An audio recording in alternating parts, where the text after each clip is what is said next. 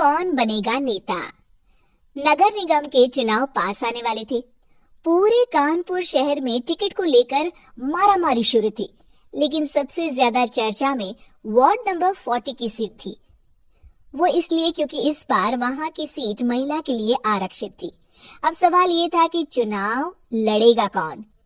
इससे पहले ठाकुर साहब वहां से पार्षद थे और इस बार उन्होंने अपनी पत्नी सीमा ठाकुर को टिकट दिलवाई और ठाकुर साहब की शान के कारण सीमा जी ने 20,000 वोटों से चुनाव जीत लिया। अरे बधाई हो सीमा भाभी, अब तो आप वार्ड की पार्षद बन गई हैं। अब तो हमारे काम आप ही करवाएंगी।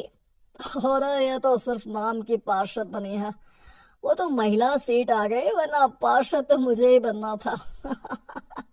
अब भले ही चेहरा इसका होगा, लेकिन पावर तो मेरी ही होगी। अरे वाह भाई साहब, क्या दिमाग लगाया है आपने भी। आइए आप लोग, खाना लगा दिया है सबके लिए। सीमा जी पार्षद बन चुकी थी, फिर भी उनकी एक ना चलती। सारे काम ठाकुर साहब खुद ही संभाल लेते और जहां जरूरत पड़ती वहां सीमा जी का अंगूठा लगवा लेते। सीमा जी ज्यादा पढ़ी लिखी भी नहीं थी। एक दिन ठाकुर साहब और सीमा एक प्रोग्राम में जाते हैं। अरे ठाकुर साहब, आप आ गए। ओहो, पार्षद मैडम भी आ गई हैं। स्वागत है आप दोनों का। लगता है हमारे पार्षद फंड का सही इस्तेमाल हो रहा है। चलिए अब उद्घाटन करते हैं। ये लीजिए ठाकुर साहब कैची, आप ही सबसे पहले प्रवेश कीजिए। सब लोग आगे निकल जाते हैं और सीमा जी पार्षद होने के बावजूद भी पीछे खड़ी रह जाती हैं। वो देखती हैं कि वेलकम बोर्ड पर उनका नाम है, लेकिन महिला होने के कारण कोई उनका सम्मान नहीं कर रहा। अगले दिन एक आदमी उनके घर आता है। अरे ठाकुर साहब नमस्कार। कल ना हम नोटिस किए कि हमारा घर तो अवैध है और नगर निगम वाले उसे तोड़ने आ रहे हैं। अरे कुछ कीजिए ना ठाकुर साहब। देखो भाई, मैं तो ज्यादा कुछ कर नहीं सकता, पर अगर तुम सबकी जेब गर्म कर दो तो कुछ हो सकता है। कुल मिलाकर 4 लाख लगेंगे। अरे 4 लाख ठाकुर साहब? अरे भाई, मैं अपने लिए नहीं मांग रहा हूँ। दरोगा है, इंजीनियर बाबू है, बड़े साहब है, सबको देना पड़ता है ना थोड़ा थोड़ा। बोलो हाँ मंजूर। तभी वहाँ अचानक सीमा जी आ जाती हैं। अरे ये आप क्या कर रहे हैं? पहले इन्हीं लोगों से तो आपने वोट मांगे, अब इनसे ही पैसे ले रहे हो। अरे चुप रहो तुम, तुम्हारा काम है सिर्फ अंगूठा लगाना, तुम वही किया करो। मुझे दूसरा काम तुम मत सिखाओ, समझी?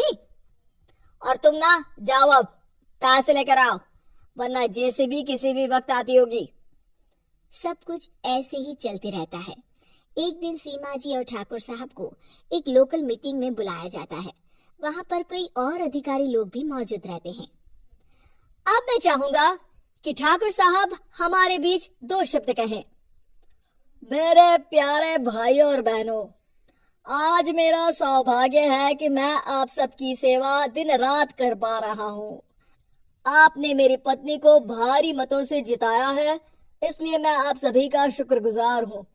मैं आप सबसे वादा करता हूँ कि हमेशा की तरह हमारे वार्ड में किसी को कोई तकलीफ नहीं आने दूंगा। सभी लोग तालियां बजाने लगते हैं। अब मैं माननीय पार्षद मैडम को स्टेज पे बुलाना चाहूंगा। अपने नाम को बुलाया सुनकर सीमा जी एकदम चौंक जाती हैं। उन्हें बिल्कुल उम्मीद नहीं थी कि इतनी बड़ी जगह उन्हें मंच पर बुलाया जाएगा। जैसे तैसे वो मंच पर चढ़ती हैं। ऊपर जाते ही सीमा जी को सारी पुरानी बातें याद आ जाती हैं कि किस तरह उनके पति उन्हें कभी भी आगे बढ़ने नहीं देते और उनके नाम से गलत काम करते हैं। वो बोलने लगती हैं, मैं आपके वार्ड की पार्षद सीमा हूँ। आप में से बहुत कम लोग ही मुझे जानते होंगे, क्योंकि इससे पहले मुझे कभी ऐसा मौका ही नहीं मिला।